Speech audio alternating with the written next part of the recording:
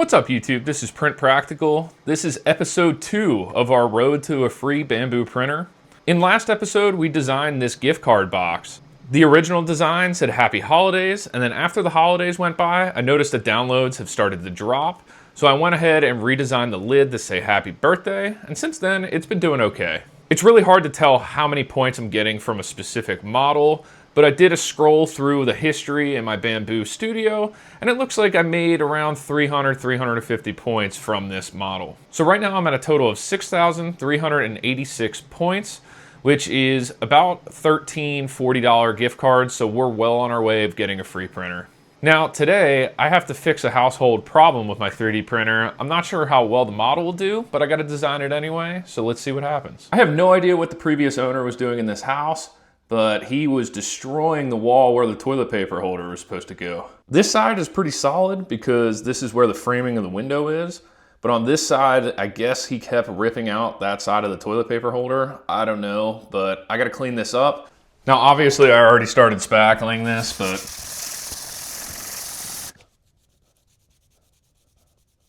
I am not a professional, and I know the spackle job is kind of crap, but I got a lot of other stuff I gotta do today. So it is what it is. So we're going for a 3-piece design. I have my wall plate, and this is what I was testing on the wall and those 2 holes that I left unspackled. So you're gonna put that on the wall. You're gonna slide your arm over it. And then we have the spool, which is where your toilet paper will go, and that will thread in to your arm. Now there are 2 issues with this design currently. Let me show you. The first issue is that I designed this to be on the wall like this, and if I screw my spool all the way in, it's upside down. Now this is pretty easy to resolve. If I look at the threads that I created on my spindle here, it is 25 by 2, which means that every 2 millimeters is 1 revolution around the thread here. So if I wanted to flip that 180 degrees, that means I just needed to knock 1 millimeter off the length of my threads. So that's all I did, was I shortened this cylinder by 1 millimeter and recreated the threads, and that will fix that issue. And the second issue is when I put this up against the wall, there's 3-4 inches of room between the wall and the toilet paper, which is very uncomfortable when you're actually sitting on the toilet because the toilet paper roll hits the side of your leg. So I made the adjustments. This side looks a little different because it's very short now, so I don't have that fancy hole design. So we're gonna print this out.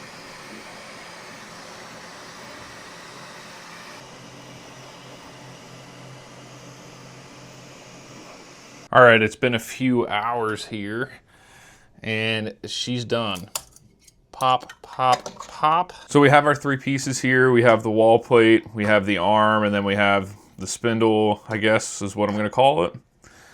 So for the arm, where the wall plate slides into it, I had to put supports, and I used PETG as the interface between the supports and the print, which should make this fairly easy to remove these supports.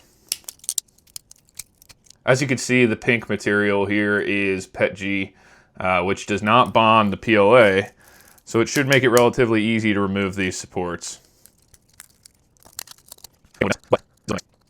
So we got all the support material removed. We have our wall plate, and as we can see, this will be mounted to the wall, and then we should be able to slide this arm right over the wall plate. Like that. Perfect.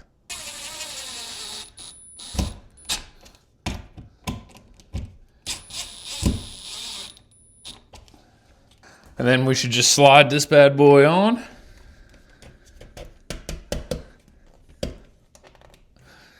Man, look at that.